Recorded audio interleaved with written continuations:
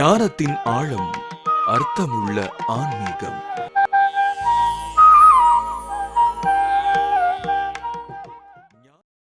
அருட்பெரும் ஜோதி, அருட்பெரும் ஜோதி, தனிப்பெரும் கருணை, அருட்பெரும் ஜோதி.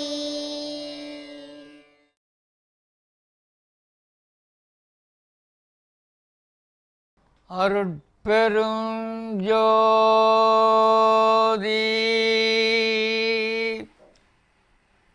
அருட்பெரும் ஜோதி, தனிப்பெரும் கருணை, அருட்பெரும் ஜோதி. எல்லாம் செயல் கூடும் என்னானை அம்பலத்தே, எல்லாம் வல்லான் தனையே ஏத்து.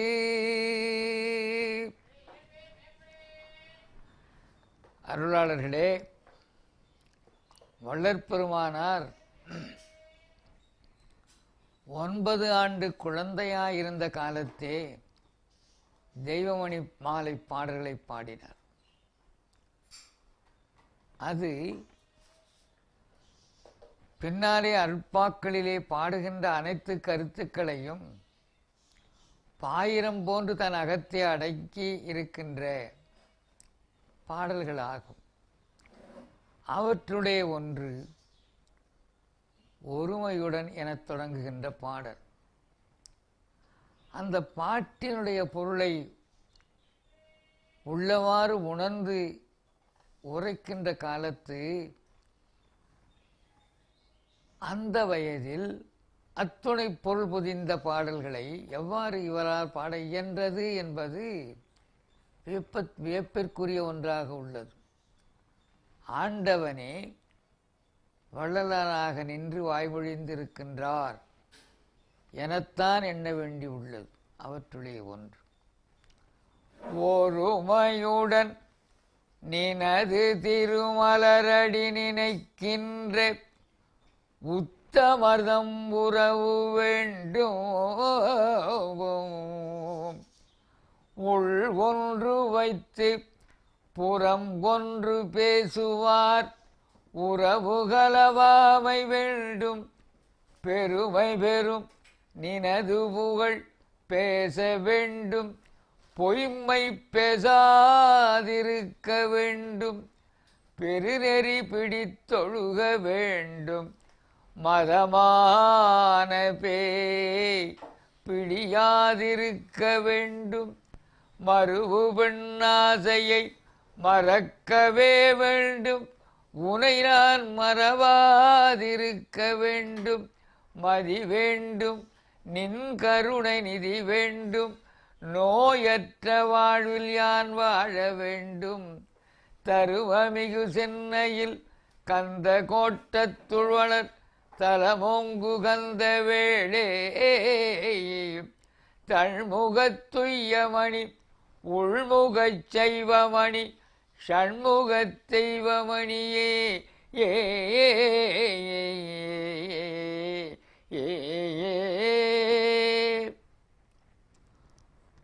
ஒருமையுடன் நினது திருமலரடி நினைக்கின்ற உத்தமர். ஒருமை என்பது ஒன்றுபட்ட நிலைமை. இதனைத்தான் வள்ளற்பெருமானார் பல இடங்களிலே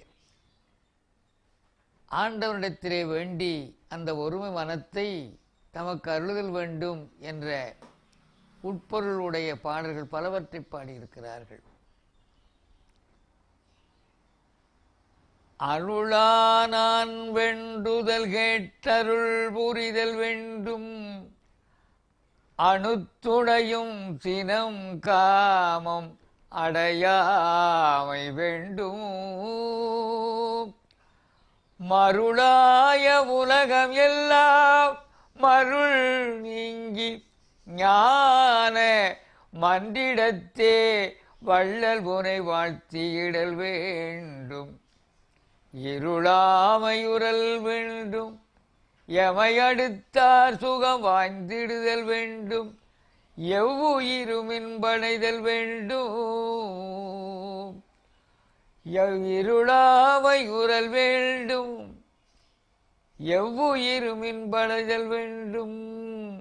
பொருளாம் ஓர் திருவடிவில் உடையாயும் நானும் புணர்ந்து கலந்து ஒன்றாகிப் பொருந்துதல் வேண்டுவனே.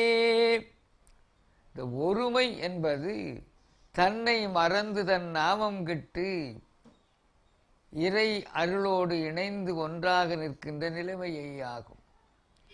அவ்வாறு ஒன்றுபட்டு ஓதுதல் அன்று, மொழிதல் அன்று, பாடுதல் அன்று, நினைதல். அதை நிட்டையாகவே கொள்ள வேண்டும். இறைவனுடைய திருநாமத்தை, திருப்புகழை, திருச்செயலை ஒருமை மனத்தோடு அதைதான் நினைந்து நினைந்து உணர்ந்து உணர்ந்து என்று இன்னொரு சொல்லுவார். அவ்வாறு இந்த ஒருமை மனம் என்பது வேறு ஒன்றிலேயும் சிந்தையை செலுத்த ஒட்டாமல் தடுத்து நிறுத்தி அந்த ஒன்றின்பால் உய்ப்பது என்று வள்ளுவன் சொல்லுவானே, அந்த நன்றின்பால் உய்ப்பது என்பதுதான். நன்று என்பது ஒன்று மற்ற ஒன்றாக விளங்குகிற நடுநிலையாகும். அதைத்தான் ஒருமையுடன் வேறு எந்த ஒன்றிலாலும் பாதிப்பு அடையாமல், வேறு எங்கனும் சிந்தையை சிதற விடாமல் ஒரே புள்ளியிலே நிலைத்து நிற்பது, மையத்திலேயே மனத்தை நிறுத்தி அந்த இறைவனை நினைந்து நினைந்து உணர்ந்து உணர்ந்து அந்த அதிலே ஒன்றுபடுவது. அதைத்தான் ஒருமையுடன் நினது திருமலரடி. பெரியோர்களே, திருமலரடி என்று சொல்லுகிறார்கள். திருவடி மலரடி என்று இரண்டாக அதனை பிரித்து பொருள் காணலாம். திரு என்கிற சொல்லுக்கு எல்லாருமே செல்வம், லட்சுமி, அழகு, இப்படி ஒரு 19 பொருளிலே அந்த சொல்லானது பயன்படுத்த பெற்று வருவது என்பது இலக்கியங்களிலே நாம் காணுகின்ற காட்சி. ஆனால் அந்த திருநிலை தனிவழி சிவவழி எனுவோர் அருள்வழி பதிவளர் அற்பெரும் ஜோதி என்று வள்ளலார் கோரி, திருநிலை என்பது நடுநிலை. நடுநிலை, நடு என்பது வலம் இடம், அதற்கு ஒரு டைமென்ஷன்ஸ், அதற்கு ஒரு பரிமாணம் இல்லாத ஒரு நிலை, அதான் ஒன்றுமற்ற ஒன்றான நிலை. அதைத்தான் நடு என்று சொல்லுவது. ஆண்டவனையே மாணிக்க வாசகர் நீதியே என்று அழைக்கிறார். சோதியே சுடரே சூழொளி விளக்கே சுரிகுழற் பனைமுக மடந்தை பாதியே பரணி பால்கொள் வெண்ணீற்றாய் பங்கயத்து அயனுமால் அறிய நீதியே. அந்த நீதி என்ற ஒன்றை அறிவின் துணை கொண்டோ செயலின் துணை கொண்டோ அறிய இயலாது, அடைய முடியாது. பின் எதனால் என்றால் ஆதல் வேண்டும். அதைத்தான் நடு என்பதுதான் திரு என்பது ஆகும். நடு என்பது பற்றற்ற தன்மை. அந்த பற்றற்ற தன்மையைத்தான் திரு அடி, அடி திருவடி, அதை ஒருமையுடன் நினது திரு அடி, நடுவாகிய அந்த அடி. அடி என்றால் அது இதுதான் அடி என்று எவ்வாறு யாராலும் அளவிட்டு சொல்ல இயலாது. ஏனென்றால் அடி என்பது போய்கொண்டே இருக்கும். அதனால்தான் நீழடி என்றும் மலரடி என்றும் இப்படி பல்வேறு விதமாக அதனை சொல்லுவார்கள்.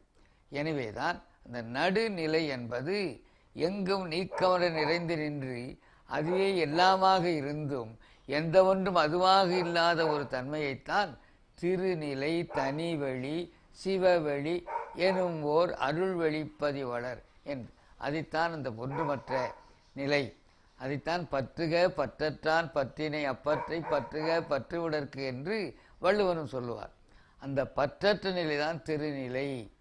அதைத்தான் அந்த நிலையில் யாது ஒரு பாதிப்புமற்று விளங்குகிற அந்த விளக்கத்தில் மனத்தை ஒருமுகப்படுத்தி இருப்பதான் ஒருமையுடன் நினது திருமலரடி நினைக்கின்ற, அதிலேயே இருப்பது யாதொருவற்றுமின்றி சுத்தவெளி. அதைத்தான் அந்த நிலைக்கு சென்று விட்டால் அந்த நிலையிலே இருந்து நினைக்கின்ற நினைப்பெல்லாம் நமக்கு தாமாகவே செயல்பட்டு நிகழும் என்ற உண்மையை அறிந்த வள்ளற்பெருமானார் எல்லாம் செயல்கூடும் எண்ணானை அம்பலத்தே எல்லாம் வல்லான் தனையே ஏத்து என்கிறார். பெரியோர்களே, அந்த நடு என்பதை இன்னொரு உதாரணமாக அன்றாட நாம் வாழ்க்கையிலே காணுகின்ற காட்சியை கொண்டு கொஞ்சம் விளக்கம் பெறலாம் என்று எண்ணுகிறேன்.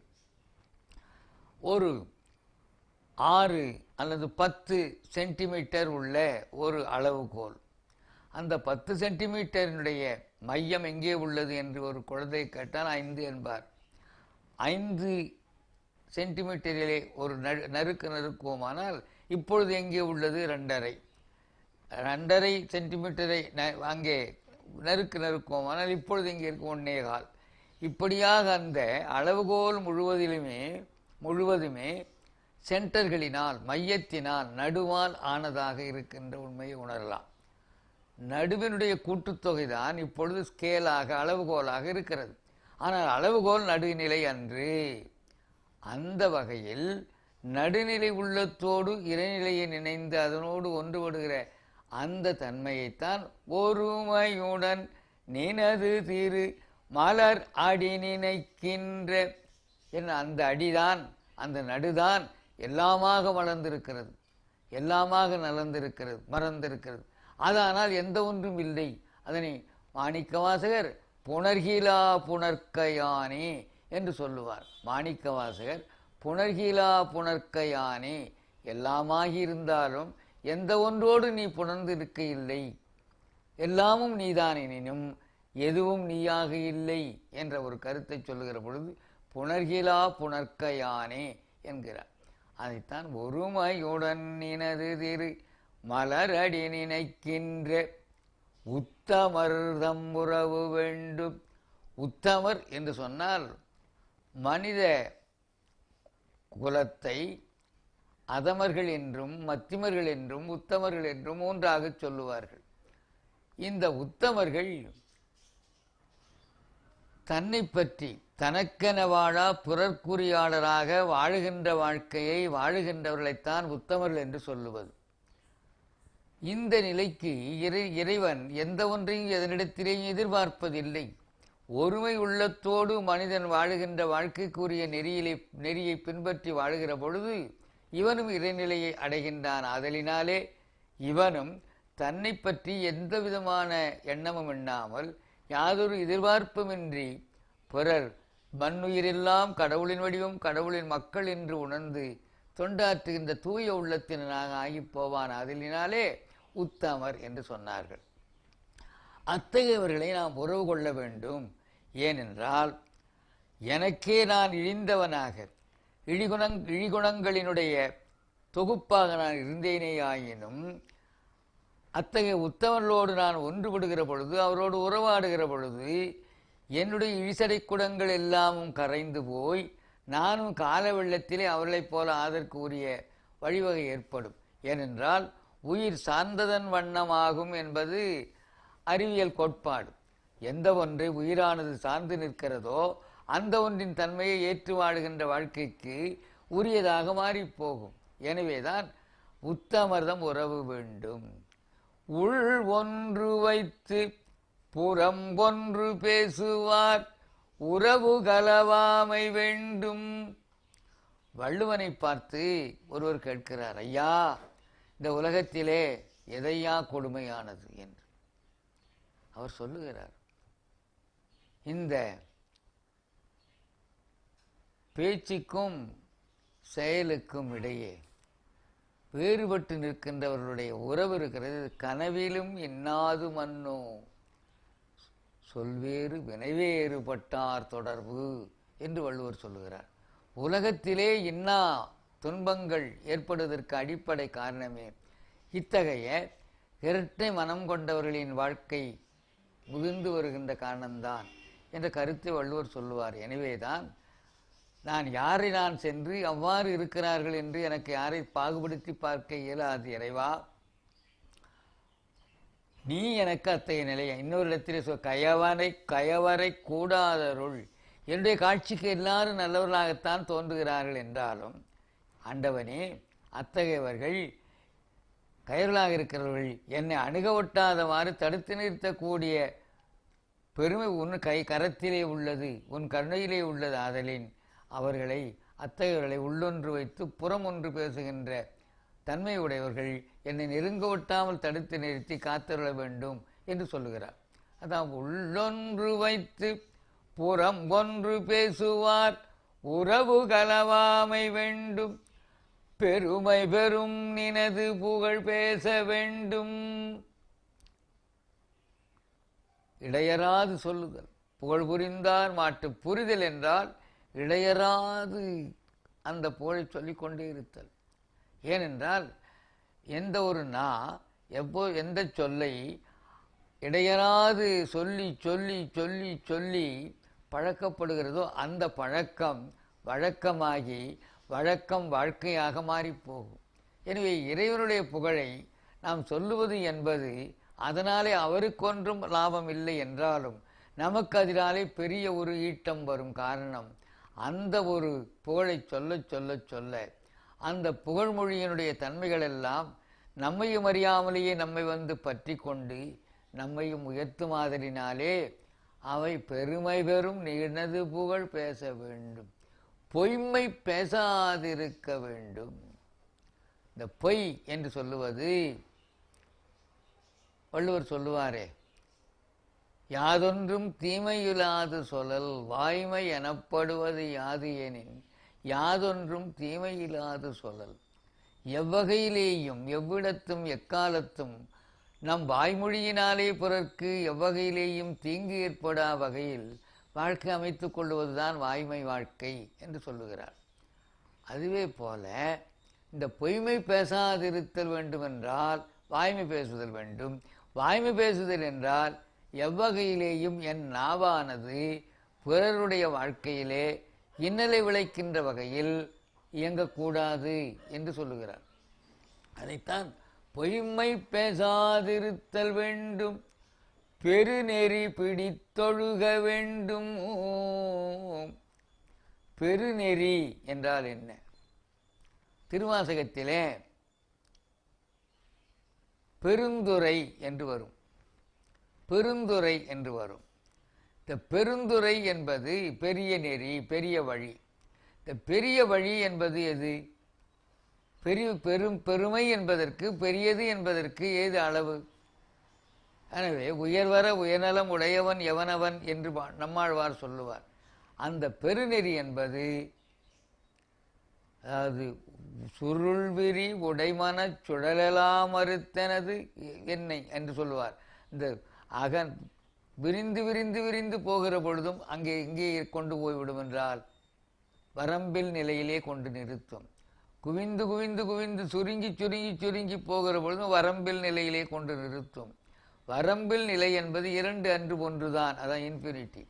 அதைத்தான் இங்கே பெருநெறி என்பது சுத்த வெளி, எல்லையில்லாத நிலை வெளி. அந்த வெளிக்கு கொண்டு மனத்தை நிறுத்தி அதன் வழி வாழுகிற வாழ்க்கை மேற்கொள்வதுதான் பெருநெறி பிடித்தொழுக வேண்டும், மதமான பேய் பிடியாதிருக்க வேண்டும். மதம் என்று சொல்லுகிற பொழுது எத்தனையோ பொருள்கள் உண்டு. இந்த மதம் என்று சொன்னால் திமிர் என்ற ஒரு பொருளும் உண்டு. மதம் என்றால் கொள்கை என்று பெயரும் உண்டு. இந்த கொள்கை நல்லதுதான் எனினும் கொள்கை வெறியாக ஆகிற பொழுது அதே திமிராக மாறிப்போகும். அந்த கொள்கை வெறியாக ஆகிற பொழுது பிறருக்கு தீங்கை செய்யும்.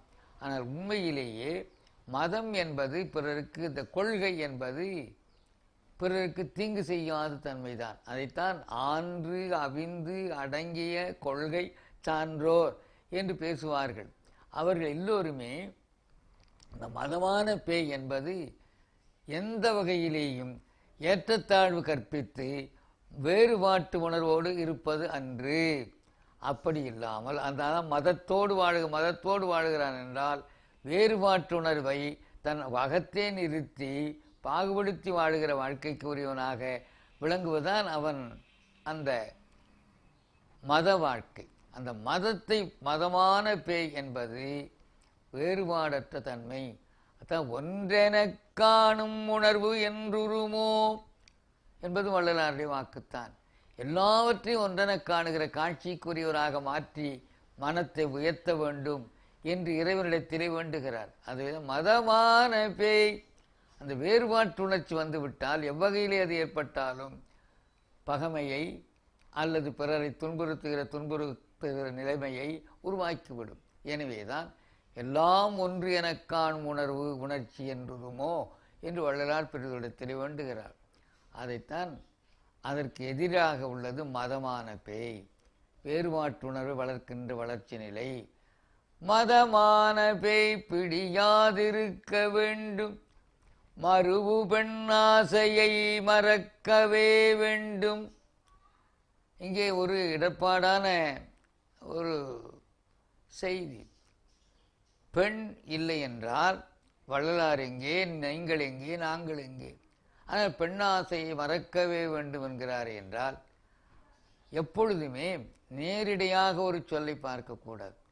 அதற்கு முன்னாலே பின்னாலே எச்சொற்கள் பயன்படுத்த பெற்றிருக்கின்றன என்ற உண்மையை அதனோடு ஒட்ட வைத்து பார்த்து தெளிவடைந்த பிறகுதான் அது பற்றிய சிந்தனையில் ஈடுபட வேண்டும். மறுவு பெண்ணாசையை, பெண்ணை மறக்க வேண்டும் என்று சொல்ல இல்லை, பெண்ணை மறுவுகின்ற ஆசையை. எப்பொழுதுமே பெண்ணை போகப்பொருளாக காணுகின்ற காட்சிக்குத்தான் எல்லாரும் நாம் கொண்டிருக்கிறோம், அந்த காட்சியைத்தான் மேற்கொண்டிருக்கிறோம்.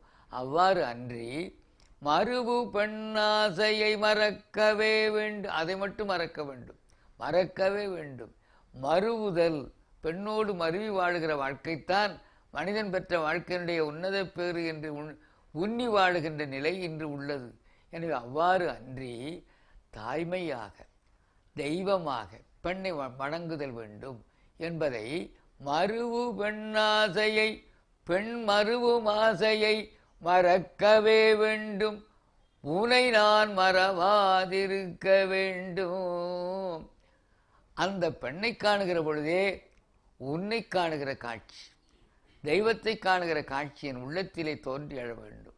அதைத்தான் மறுவு பெண்ணாசையை மறக்கவே வேண்டும், உனை நான் மறவாதிருக்க வேண்டும். எப்பொழுது மறத்தக்கூடாது. உன்னை அந்த இறைநிலையை மனத்திலே எப்பொழுதும் நினைந்து நினைந்து நினைந்து உணர்ந்து உணர்ந்து நெகிழ்ந்து நெகிழ்ந்து அன்பே நிறைந்து அந்த வழிபடுகின்ற வழிபாட்டுணர்ச்சியை நாம் கொள்ள வேண்டும். அதைத்தான் உனை நான் மறுவு பெண்ணாசையை மறக்கவே வேண்டும், உனை நான் மறவாதிருக்க வேண்டும். மதி வேண்டும், மதி வேண்டும். மதி என்பது அறிவு, மதி என்பது அறிவு. அறிவு என்பது எதற்கு? ஆண்டவனால் மனிதனுக்கு கொடுக்க பெற்றது. அறிவு என்றாலே அரி என்றதனுடைய அடிப்படையில் வினைப்பகுதியின் அடிப்படையில் பிறந்தது அறிவு என்ற தொழிற்பெயர். அரி என்றால் அறிதல், வெட்டுதல், பகுத்தல், பிரித்தல் என்று இப்படி பொருள் கொள்கிறோம். இந்த அறிவு பெற்றதனுடைய காரணமாக நாம் எண்ணுகிற எண்ணம், சொல்லுகிற சொல், செய்கின்ற செயற்கள் எல்லாமும் எனக்கும் பிறர்க்கும் எப்பொழுது இன்றும் நாளை மறுநாளும் நல்லதையே தரும், இன்பத்தையே தரும் என்றால் அது நல்லது. நான் எண்ணுகிற, சொல்லுகிற, செய்கின்ற எண்ணங்கள், சொற்கள், செயல்கள் ஆகியனவற்றால் எனக்கோ பிறருக்கோ இப்பொழுதோ பிறகோ துன்பத்தை தருமேயானால் அது தவிர்க்கத்தக்கவை. அதைத்தான் இங்கே அந்த சொல்லுகிற பொழுது மறுவு பெண்ணாசையை மறக்கவே வேண்டும், உனை நான் மறவாதிருக்க வேண்டும். மதி வேண்டும். அத்தகைய மதி, மதி என்றால் இன்னொரு பொருள் நிலவு என்று பொருள். நிலவினுடைய தன்மை குளிர்மை. ஆகவே உண்மையான அறிவு பெற்றவர்கள் எப்படி இருப்பார்கள் என்றால் வெகுளும் தன்மையை உடையவர்களாக இருக்க மாட்டார்கள். எல்லாரிடத்தும் கருணையை காட்டுகின்ற கருணாளர்களாகத்தான் திகழ்வார்கள். அத்தகைய மதியை வேண்டும். எனவே மதி என்றால் அறிவு என்றும் பொருள், நிலவு என்றும் பொருள். நிலவினுடைய தன்மை தன்மையாக இருப்பது போல் அறிவினுடைய தன்மை எல்லாரிடத்தும் கருணை காட்டுவதாக இருத்தல் வேண்டும். அதைத்தான் வள்ளுவன் சொல்லுவான். அறிவினுடைய தன்மை பிறருக்கு கருணை காட்டுவது என்ற கருத்தை சொல்லுவான். ஆகவேதான் அத்தகைய அறிவு மதி வேண்டும். மதி வேண்டும், நிதி வேண்டும். என்ன நிதி? கருணை நிதி. இந்த நிதி என்பது ஒரு ஆழ்ந்த பொருளுடைய உட்பொருளை உடைய சொல்லாகும். செல்வம் நமக்கு பயன்படுவது, நாம் இஷ்டப்படி செலவு செய்யலாம். ஆனால் நிதி என்பது எதற்கென அந்த செல்வம் நமக்கு அருளப் பெற்றதோ அதற்குத்தான் அதனை செலவிட வேண்டும். கோவில் கட்ட நிதி தொகுப்பது, ஒரு கூட்டம் நடத்த நிதி தொகுப்பது, இப்படி நிதி என்பது ஒரு குறிப்பிட்ட செயலுக்காக சேர்த்து வைக்கின்ற பொருளினுடைய குவியல். இந்த நிதி இருக்கிறது, இது கருணை நிதி, கருணையாகிய நிதி. நிதி என்பதற்கும் செல்வம் என்பதற்கும் ஒரு வேறுபாடு உண்டு. நிதி என்பது எப்பொழுதும் நித்தியம், அழியாதது என்று பொருள். இந்த செல்வம் இருக்கிறது அழியாத செல்வம், எது? கருணை செல்வம். ஆனால் அந்த செல்வம் செல்வோம் செல்வோம் செல்வோம் என்று எப்பொழுதும் நம்மை விட்டு ஓடிக்கொண்டே இருக்கும். உருண்டோடினும் படங்காசுகள் என்றெல்லாம் பாடல் நாம் கேட்கிறோம். அது ஒரு இடத்து ஒரு கால எல்லை வரை இருக்கும், இன்னொரு இடத்துக்கு ஓடி போகும், இன்னொரு இடத்தில் இருக்கும், அடுத்த இடத்துக்கு ஓடி போகும். ஆனால் நிதி அப்படி அல்ல. நித்திய வாழ்வினராக மாற்றக்கூடிய மாண்பினை உடையதுதான் நிதியாகும். ஆகவேதான் நின் கருணை நிதி வேண்டும், நின் கருணை நிதி வேண்டும், உன்னுடைய கருணையாகிய நிதி. ஆகவே அந்த கருணையாகிய நிதி என்றுமே வாழ வைக்கக்கூடிய, என்றுமே நிலைத்த வாழ்வினை தரக்கூடிய அருள் எனக்கு நிதியாக இருக்க வேண்டும். அருள்தான் என்னுடைய நிதியாக இருக்க வேண்டும், அருள் நிதியாக நான் விளங்க வேண்டும் என்று அந்த கருணை நிதியாக நிதியை வேண்டுகிறார் வள்ளலார். நின் கருணை நிதி வேண்டும், நோயற்ற வாழ்வில் யான் வாழ வேண்டும். என்ன வள்ளலார் நோயற்ற வாழ்வில் வாழ வேண்டும் என்று வேண்டுகிறாரே, இதற்கு அப்படியெல்லாம் வேண்டுமா? நோய் வருமா என்று. ஏனென்றால் நோய் என்பது இரண்டு வகையினது. ஒன்று உடலை பற்றியது, இன்னொரு உள்ளத்தை பற்றியது. உள்ளத்தை பற்றிய நோயாயினும் உடலை பற்றிய நோயாயினும் இரண்டும் ஒன்றுக்கொன்று தொடர்புடையன. உடல் நோய் உள்ளத்தை பாதிக்கும், உள்ள நோய் உடம்பை பாதிக்கும். எனவே இருவகை நோய்களும் என்னிடத்திலே வந்து சேர ஒட்டாமல் தடுத்து நிறுத்தல் வேண்டும். ஏனெனில் அதனால்தான் முன்பெல்லாம் உடம்பை வேண்டாம் என்று சொல்லுவார்கள். திருமூலர் பெருமான் உடம்பாரழியின் உயிராரழிவர் திடம்படு விஞ்ஞானம் சேரவும் மாட்டா, உடம்பினை அந்த உடம்பை வளர்க்கும் உபாயம் அறிந்தே உடம்பை வளர்த்தேன் உயிர் வளர்த்தேனே என்று சொல்லுவார் திருமூலர் பெருமான். அந்த உடம்பினை முன்னம் இழுக்கென்று இருந்தேன், உடம்பினை முன்னம் இழுக்கென்று இருந்தேன், உடம்பினுக்கு உள்ளே உருபொருள் கண்டேன், உடம்பினுள்ளே உத்தமன் கோயில் கொண்டான் என்று உடம்பினை யான் இருந்து ஓம்புகின்றேனே என்கிறார். அந்த ஆகையினால்தான் நோயற்ற வாழ்வில் யான் வாழ வேண்டும். உடம்பை மட்டுமல்ல, உள்ளத்திலேயும் கள்ளம் பகாவாறு தடுத்து நிறுத்தி அந்த உள்ளத்தினுடைய நோயினாலே உடல் கெடுவதோ, உடலின் நோயினாலே உள்ளம் கெடுவதோ ஆகாது. என்னை காத்துள்ள வேண்டும் கடவுளே என்று ஆண்டவனிடத்திலே வேண்டுகிறார். அதைத்தான் நோயற்ற வாழ்வில் யான் வாழ வேண்டும், ஒருமையுடனினது திருமலரடி நினைக்கின்ற உத்தமர்தம் உறவு வேண்டும், உள் ஒன்று வைத்து புறம் ஒன்று பேசுவார் உறவு கலவாமை வேண்டும், பெருமை பெருநினது புகழ் பேச வேண்டும், பொய்மை பேசாதிருத்தல் வேண்டும், பெருநெறி பிடித்தொழுக வேண்டும்.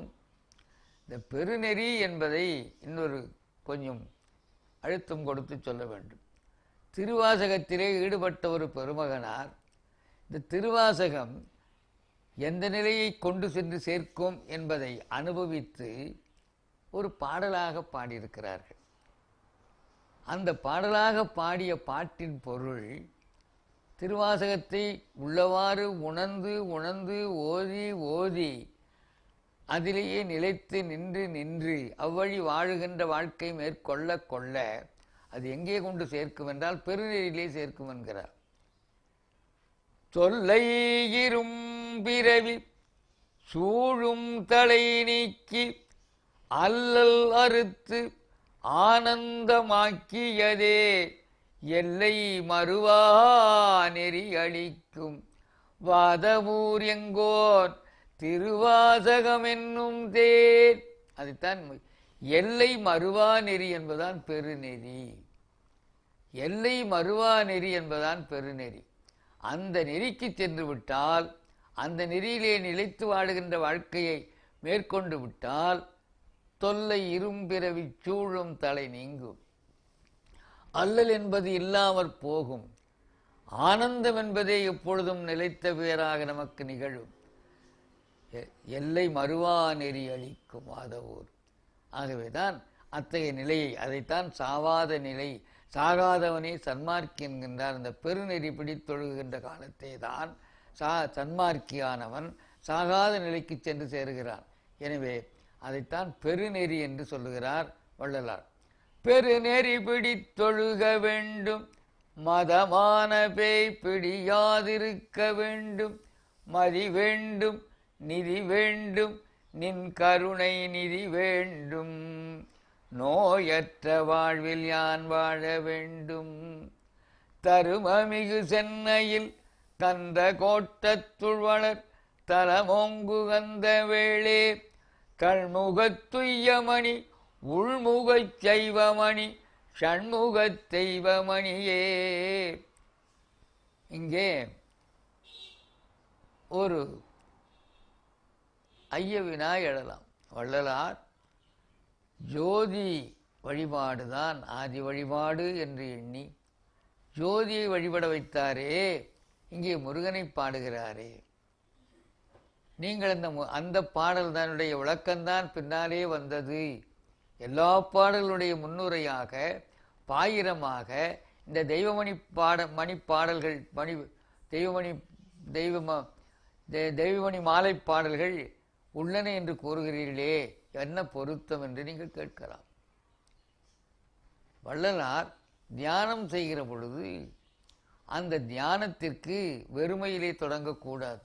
தொடக்கத்தில் ஏதேனும் ஒரு உருவத்தை வைத்துக் கொள்ள வேண்டும் என்று குறிப்பிடுகிறார். அதுவே போல இந்த உருவ வழிபாடு என்பது வள்ளலார் ஒதுக்கப்பட்டது அன்று.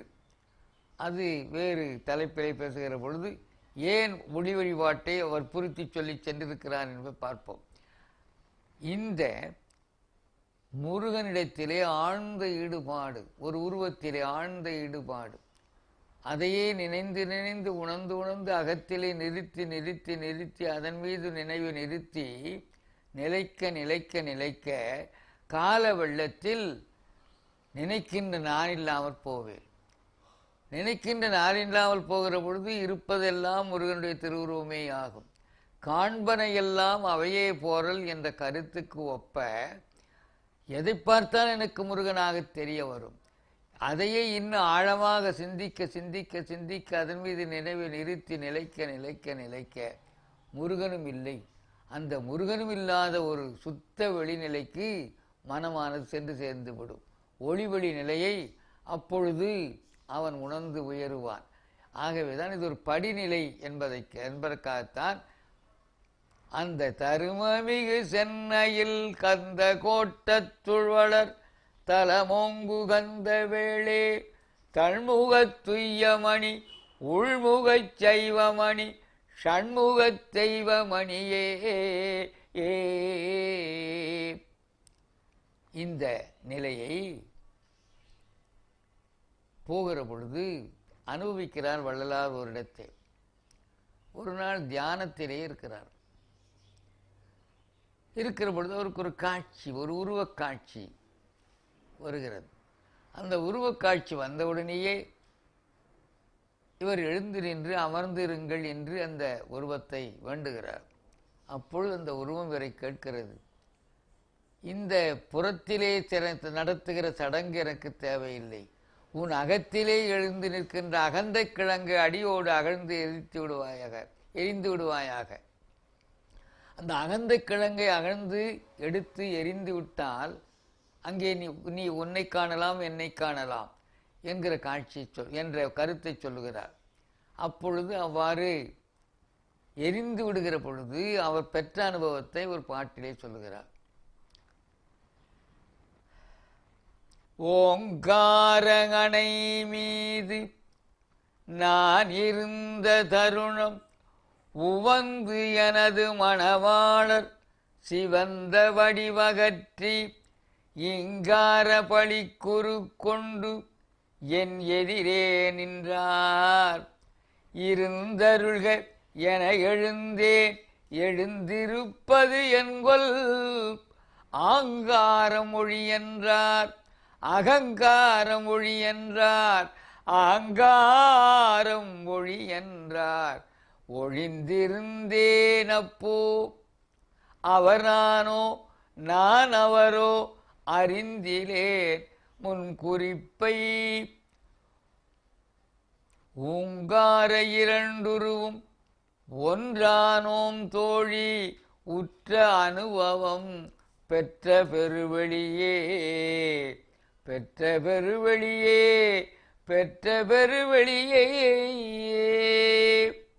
அந்த ஒளிவெளி நிலையை அப்பொழுது அனுபவித்து எங்குமாய் விளங்குகிற அந்த சிற்றவையிடத்தே இது அது என உரைப்பரிதாய் அந்த அனுபவத்தை, இயற்கை அனுபவத்தை பெற்று மகிழ்ந்திடலாம். எனவே இப்படி தெய்வமணி பாடல்களிலே வருகிற ஒவ்வொரு பாடலும் ஆழ்ந்த பொருளை தமகத்தை அடக்கி விளங்குகின்ற விளக்கத்திற்கு உரியன. இவற்றினுடைய விளக்கமாகத்தான் இந்த 5818 பொழுது வைத்திருக்கிறார்கள். 6000 பாடல்களும் இதனுடைய விளக்கமாகத்தான் பின்னாலே வருகின்றன. இறுதியிலே வருகிற பொழுது அதனுடைய முடிப்புரையாக, தொகுப்புரையாக அகவல் விளங்குவதை நாம் அறிந்து கொள்ள முடியும். எனவே பாயிரம் இதுவானால் அந்த முடிவு நிலை அகவலாகும். இத்தகைய உயர்ந்த கருத்தை உலகத்திற்கு உணர்த்தி அவ்வழி வாழ்க்கையை நாம் வாழத் தலைப்பட்டால் என்றும் இன்பம் பெருகும் இயல்பினால் ஒன்று காதலித்து உள்ளம் ஓங்கிட. அந்த எல்லா இடத்திலேயும் நாம் ஒன்று காதலித்து ஒன்று இருந்து நினைந்து அந்த ஊனமின்றிய வாழ்க்கையை வாழ்ந்து என்றும் நிலைவேறுடைய வாழ்க்கைக்கு உரியவர்களாக நம்மை மாற்றிக்கொண்டு வாழ இயலும். அத்தகைய நிலைக்கு நம்மை உயர்த்துவதற்கு உரிய நெறிமுறைகளை காட்டுகின்ற உட்பொருளை உடையனதான் திருவள்ளுவ பாடல்கள் ஆகும். எனவே வள்ளலாருடைய பாடல்கள் அனைத்துமே என்றும் வாழுகிற நிலைக்கு உரிய வாழ்க்கையை வாழ்ந்து தலைப்படுதல் வேண்டும் என்று. ஆனாலும் அதனுடைய உட்பொருளையெல்லாம் உணர்ந்து அவ்வழி நின்று அதன் வழி தலைப்பட்டு நிற்க வேண்டும். அதற்கு எல்லாம் வல்ல அருட்பெருஞ்சோதி ஆண்டவனுடைய திருவருளும் நம்முடைய முயற்சியின் முனைப்பும் தொடர்ந்து நிற்க வேண்டும். ஒருமையுடன் நினது திரு மலரடி நினைக்கின்ற நினைப்பிற்கு ஊறு விளைப்பன சமயமும் மதமும் என்பனவாகும். சமயங்கள் மதங்கள் என்பன ஆழ்ந்த பொருளுடையன என்றாலும் கூட அவற்றை பயன்படுத்துகின்ற நாம் தவறாக பயன்படுத்துகிற காரணத்தினாலே அவையெல்லாம் மக்களிடையே வேறுபாட்டை விளைவிக்கின்ற தன்மையுடையனவாக விளங்குகின்றன. சமயம் என்று சொல்லுகிற அந்த சொல் இருக்கிறதே மிக ஆழ்ந்த பொருளுடையது. சமை என்பது அதனுடைய வேர்ச்சொல்லாகும். சமை என்றாலே பண்படுத்து என்று பொருள். கரடுமுரடாக இருக்கின்ற உணவுப் பொருள்களை சமையல் என்ற ஒரு கலையினாலே, சமைக்கின்ற தன்மையினாலே உண்ணுதற்கு உரிய சுவையுடை பொருளாக மாற்றி உடம்பிற்கு உறுதியளிக்கின்ற தன்மையை அளிக்கின்ற வகையில் மாற்ற முடிகிறது.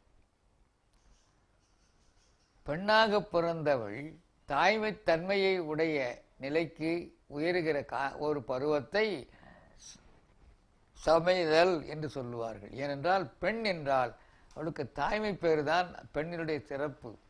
அந்த தாய்மை பேற்றுக்கு உரிய ஒரு பக்குவத்தை அடைகின்ற ஒரு நிலையை சமைதல் என்று சொல்லுவார்கள். இப்படி சமயங்கள் எல்லாம் மனித மனத்தை பண்படுத்துவதற்கு என்று தோன்றியன என்றாலும் கால வெள்ளத்தில் வேறுபாட்டு உணர்வை வளர்க்கின்ற வேதனையை உருவாக்கிவிட்டன. ஆதலினாலே தான் வள்ளலார் சமயத்தையும் மதங்களையும் வேண்டா என விளக்குகின்றார். பன்னெறி சமயங்கள் மதங்கள் என்றிடும் பவநெறி இதுவரை பரவியது இதனால் செந்நெறி அறிந்திலர் இறந்து உலகோர் செறி இருள் அடைந்தனர் ஆதலின் இன்றே புன்னெறி தவிர்த்து ஒரு பொது நெறி எனும் வான் புத்தமுதல்கின்ற சுத்த சன்மார்க்க தன்னெறி செலுத்துக என்ற என் அரசே தனி நடராஜயன் சர்க்குரு மணியே. பன்னெறி சமயங்கள் பல்வேறு நெறிகளை காட்டி தமக்குள்ளே ஒற்றுமை வேற்றுமையை கருதி பகமை பாராட்டி இது உயர்ந்தது தாழ்ந்தது என்கிற அந்த உயர்வு தாழ்வு மனப்பான்மையாகிய மத நிலையை, மத வெறியை உருவாக்கிவிட்டது. அதைத்தான் வள்ளலார் சாடுகிறார். அதனுடைய ஆழ்ந்த உட்பொருளை உள்ளவாறு உணர்ந்து அவ்வாறு வாழுகிற வாழ்க்கைக்கு உரிய நெறியை பின்பற்றுகிற பொழுது அவையெல்லாம் உயர்வுக்கெனவே உருவாக்க பெற்றவை என்ற உண்மையை புல அறிந்து கொள்ளக்கூடும். ஆனால் நாம் அப்படி இல்லையே இப்பொழுது அவற்றை பயன்படுத்துகிற பயன்பாட்டில்.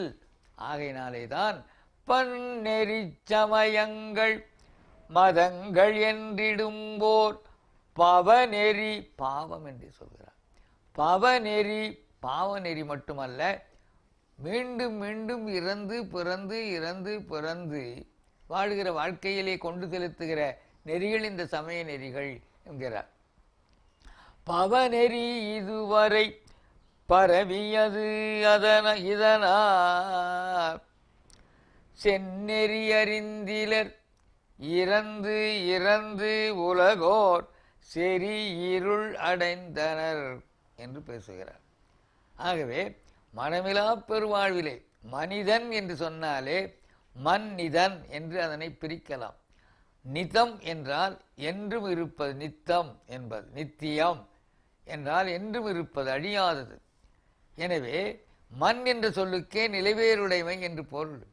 எனவே மனிதன் நிலைவேறுடைய வாழ்க்கையை வாழ்தற்குரிய வல்லாண்மையை பெற்று நல்லாண்மை செலுத்துகின்ற நல்லவனாக விளங்க வேண்டும் என்றும் என்ற உண்மையை தன்னுடைய பெயரிலேயே வைத்திருக்கிறான். புல்லாகி பூடாய் புழுவாய் மரமாகி பல் விருகமாகி பறவையாய் பாம்பாகி கல்லாய் மனிதராய். அந்த மனித பிறவி வந்த பிறகுதான் இந்த பரிணாமத்திலே வளர்ந்த அந்த வளர்ச்சிக்குரிய நெறி நாம் என்றும் இருக்கின்ற தன்மையுடையவர்கள், அழியா பெருவாழ்வு வாழுகின்ற வாழ்க்கைக்குரியவர்கள் என்கிற உண்மையை உணரக்கூடிய, உணர்ந்து அதன் வழி நடந்து சென்று அவ்வாறு வாழக்கூடிய வாழ்க்கைக்குரிய நெறியை பின்பற்றக்கூடிய ஒரு நிலை மனித நிலை. அதனால் மன்னிதன், நிலைவேறுடைய என் அழியாத நிலைவேறுடையவன் மனிதன் என்று. அதனை புரிந்து கொள்ளாமலே நாம் இறந்து உலகோர் செறியிருள் அடைந்து வாழ்ந்து வருகிறோம். அந்த நிலையை தவிர்க்க வேண்டும் என்று பொன்னெறி தவிர்த்து ஒரு பொது நெறியனும்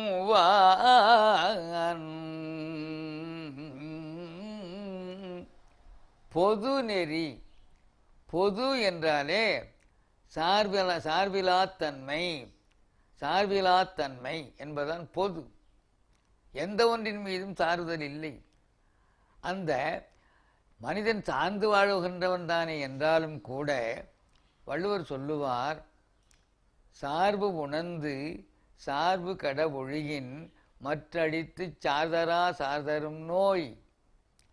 இந்த சார்ந்து வாழுகிற தன்மையை விட்டு சார்ந்து எந்த அளவிற்கு எவ்வகையிலே சார்ந்து வாழுதல், எவ்வகையிலே அவற்றிலே இருந்து விலகி வாழுதல் என்பதை உள்ளவாறு உணர்ந்து வாழுகிற வாழ்க்கைக்குரிய வகையில் மனிதன் உயர்கிற காலத்து இந்த மரணம் நோய் அவனை பின்பற்ற, அவனை தொடாது.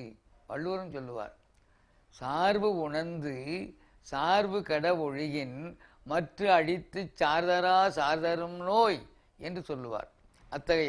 அத்தகைய நிலையை உருவாக்க வேண்டும். ஆனால் சமயங்கள் அவ்வாறு அத்தகைய நிலையை உருவாக்குவதில்லை என்ற காரணத்தினாலே தான் வள்ளலார் சமயங்களையும் ஜாதிகளையும் மதங்களையும் அவர்கள் வெறுத்து ஒதுக்கினார்கள். அவருக்கு அவையெல்லாம் வெறுத்து ஒதுக்கினதனுடைய காரணம், அவை படிநிலைகளாக விளங்குகிற விளக்கத்தை கூட மனிதன் புரிந்து கொள்ளாமல் பாதக நிலைக்கு சமயங்களையும் மதங்களையும் பயன்படுத்தி வருகிறான். அதனாலே ஐயோ, இப்படி கொடுத்தவர்கள் ஒன்றை நினைந்து கொடுக்கிற பொழுது இவர்கள் எடுத்தவர்களாகியவர்கள் இப்படி இழிந்த தன்மைக்கு அவற்றை பயன்படுத்தி கொண்டிருக்கிறார்களே என்ற இரக்கத்தினாலே அவற்றை அடியோடு இல்லாமல் செய்துவிட்டு அதற்கு அப்பாலே சென்றுகிற முடிநிலைக்கு போதல் வேண்டும் என்கிற நிலையைத்தான் அவர் கொள்ளுகிறார்கள். அதுதான் சாதியும் மதமும் சமயம் பொய்யென ஆதியில் உணர்த்திய அற்பெருஞ்சோதி என்று. அவையெல்லாம் படிநிலைகள். ஆகவே படிநிலை என்பது ஒரு எல்லை வரைதான் இருக்கும். மேல்நிலைக்கு போன பொழுது அது இருக்காது. எனவே வள்ளலார் இதனை நன்கு உணர்ந்து ஏறா நிலைமிசை ஏற்றியந்தனக்கே ஆறாறு காட்டிய அற்பெருஞ்சோதி என்கிறார். இந்த உலகத்தை நன்றாக புரிந்து கொள்ளுகின்ற வகையில் மேல்நிலையிலே அறிவை செலுத்தி உலக இயக்கங்களையெல்லாம் இந்த 36 தத்துவங்களை நன்றாக உணர்ந்து கண்டு கழித்து தத்துவங்கள் அல்ல நாம் என்கிற உண்மையை புரிந்து கொண்டு கடைசியில ஏறா நிலை நடு ஏற்றியந்தனை அங்க சொல்லுகிறார். ஆறாறு கடத்திய அருட்பெரும் ஜோதி. முன்பு இவற்றையெல்லாம் பற்றி நன்கு உணரச் செய்தாய், உணர்ந்து அதனுடைய உண்மையை புரியச் செய்தாய், புரிந்து அதனையும் கடந்து சென்று அவையல்ல நாம் என்பதை உணர்ந்து அவற்றிலிருந்து விட்டு விலகி நிற்கின்ற நிலையைத்தான் நடு ஏறா நிலை நடு ஏற்றி. நடு என்று சொன்னேன். அந்த நடு என்பதற்கு முன்பே ஒன்றுமற்ற தன்மை, பரிமாணங்களே இல்லாத நிலைமை என்று குறிப்பிட்டேன். அந்த ஒன்றுமற்ற தன்மையை உடைய நிலைக்கு உள்ளத்தை உயர்த்துகிற ஒரு நிலையிலே என்னை வைத்தாயே இறைவா என்று சொல்லுகிறார். ஏறா நிலை மிசை அங்க மேல நிறுத்துறது. இங்க ஏறா நிலை நடு, இங்க ஒண்ணுமில்லாத தன்மையிலே நிறுத்துவது. எனவே அது அறிந்து கொள்வதற்கு புரிந்து கொண்டு தெளிந்து இவைதான் இவற்றினுடைய உண்மை என்பதை தெளிந்து அதற்கு மேலாக. எனவேதான் வள்ளலார் எதனையும் வெறுப்பது இல்லை. எல்லாவற்றையும், அது சித்தாந்தம், வேதாந்தம், போதாந்தம், நாதாந்தம், கலாந்தம் என்று எத்தனை அந்தங்களாக இருந்தாலும் அத்தனையும் அவர்கள் நன்றாக அறிந்து புரிந்து தெளிந்தவர்கள். ஆனால் இந்த வேதாந்தம், சித்தாந்தம், போதாந்தம், கலாந்தம், நாதாந்தம் என்பன எல்லாம் படிநிலைகளே தவிர முடிநிலை என்றாதலின் போதாந்தத்தின் அந்தமாய், நாதாந்தத்தின் அந்தமாய், சித்தாந்தத்தின் அந்தமாய், வேதாந்தத்தின் அந்தமாய், கலாந்தத்தின் அந்தமாய் இருக்கின்ற அந்த நிலையைத்தான் இறைநிலை நிலை. எல்லாம் கடந்தது, எல்லாம் இவைகளெல்லாம் படிநிலைகள் என்பதை உணர்ந்து கொண்டார். அந்த படிநிலைகளை நன்றாக உணர்ந்து கொண்டு உள்ளவாறு தெளிந்தாலன்றி ஒரு உயர்ந்த நிலைக்கு செல்ல இயலாததினால் அவற்றை அறிந்து கொள்வதிலே தவறு இல்லை. பிடித்து கொண்டு அங்கேயே நின்று போவதுதான் தவறு.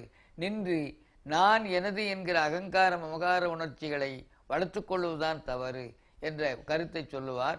ஆனால் அவையெல்லாம் மேலே செல்வதற்குரிய வழிவகைகளை காட்ட வேண்டும். எப்படி திருவாசகம் கடைசியிலே திருவாசகத்திலே உள்ள பொருள்களை நன்றாக உணர உணர உணர உணர எல்லை மறுவா நெருக்கி எப்படி அது அழைத்து சென்று நிலைநிறுத்தி என்றும் வாழுகிற வாழ்க்கைக்குரியவர்களாக மக்கள் மனத்தை, மக்கள் உயிரை, மக்கள் ஆன்மாவை நிலைநிறுத்துமோ அதுபோல இந்த சமயங்களை நன்றாக புரிந்து கொண்டு அவற்றை படிநிலைகளாக வைத்து முடிநிலைகளாக கொள்ளாமல் மேலே செல்லுகிற பொழுது அங்கே தெரிவதுதான் பொது நெறி. எல்லாம் அங்கே ஒன்றாக கூடிவிடும். அந்த அந்தத்திலே போகிற பொழுது எல்லாம் ஒன்றாக கூடிவிடும். அதைத்தான் புல் நெறி தவிர்த்து புன்மை நெறி தவிர்த்து. புன்மை நெறி என்பது கீழ்மை நெறி. கீழ்மை என்பது தன்னைக்கும் துன்பத்தை தரும், மற்றவர்களுக்கும் துன்பத்தை கொடுக்கும்.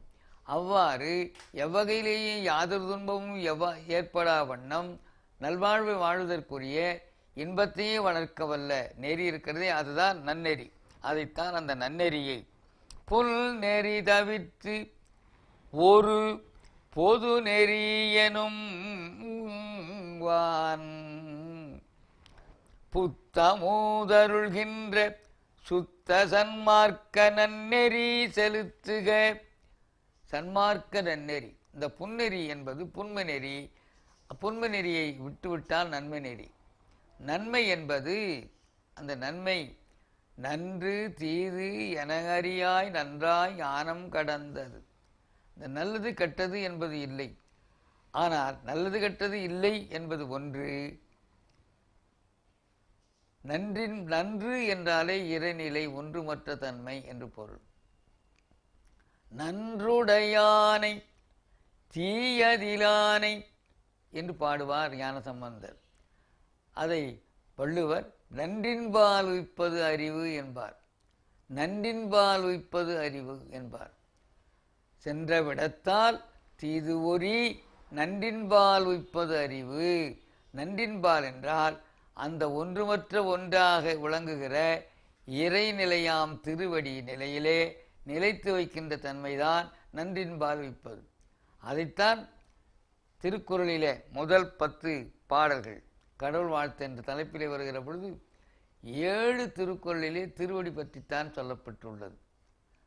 10 குறளிலே 7 குறள்களிலே திருவடி பற்றித்தான் பேசப்படுகிறது. ஏனென்றால் அந்த திருவடி என்பது ஒன்றுமற்ற ஒன்றாக இருக்கின்ற நிலை. அது எல்லை இல்லை, அது இன்ஃபினிட்டி என்று ஆங்கிலத்தில் சொல்லுகிறார்களே, ஈறு இலி. அதற்கு ஒரு ஈறு இல்லை, ஈறு இல்லை. உண்மையிலே சென்றாலும் ஈறு இல்லை, பருமையிலே சென்றாலும் ஈறு இல்லை. எனவே அதைத்தான் வள்ளலார் அந்த அனுபவத்தை பெரிதினும் பெரிதாய் சிறிதினும் சிறிதாய் அரிதினும் அரிதாம் அருட்பெரும் ஜோதி என்கிறார்.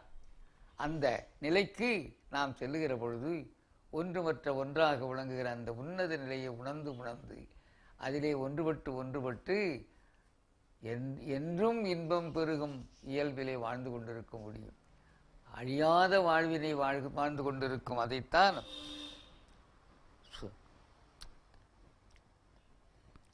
இரவாத வாழ்க்கையை வாழ்ந்து கொண்டிருப்பதைத்தான் இதுவரைக்கும் செந்நெறி அறிந்திலர் இறந்து இறந்து உலகோர் செறி இருள் அடைந்தனர் அதலினம்மா. அந்த இறந்து இறந்து பிறந்து பிறந்து என்பது இல்லை. அதே அந்த மாணிக்க வாசகர் யானேதும் புறப்பஞ்சேன் இறப்பதனுக்கு என்கடவேன் என்கிறார். நான் பறக்கிறத பற்றி கவலை இல்லை, ஏன்னா சாகக்கூடாது.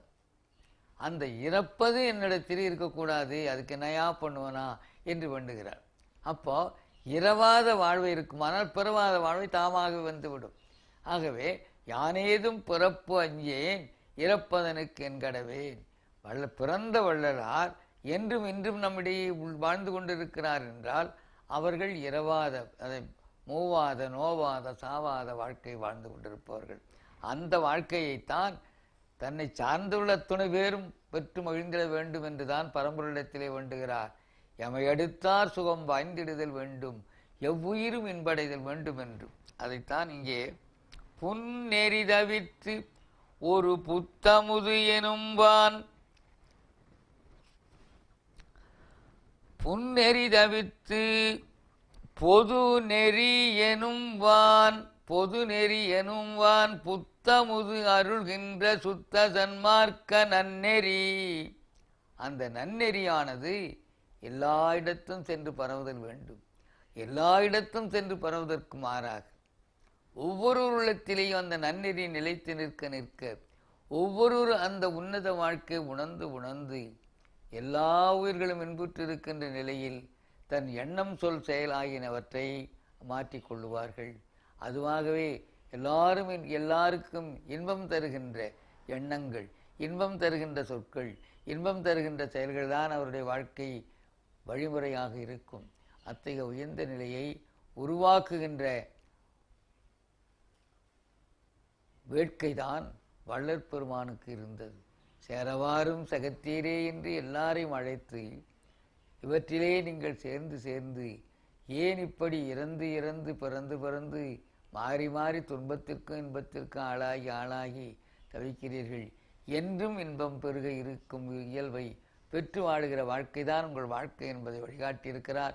எனவே வள்ளற்பெருமானார் காட்டிய அந்த நன்னெறியாகிய சுத்த சன்மார்க்க நெறியிலே எல்லாரும் ஈடுபட்டு என்றும் இன்பம் உற வாழுகின்ற வாழ்க்கைக்கு நம்ம உயர்த்தி கொள்ள வேண்டும்.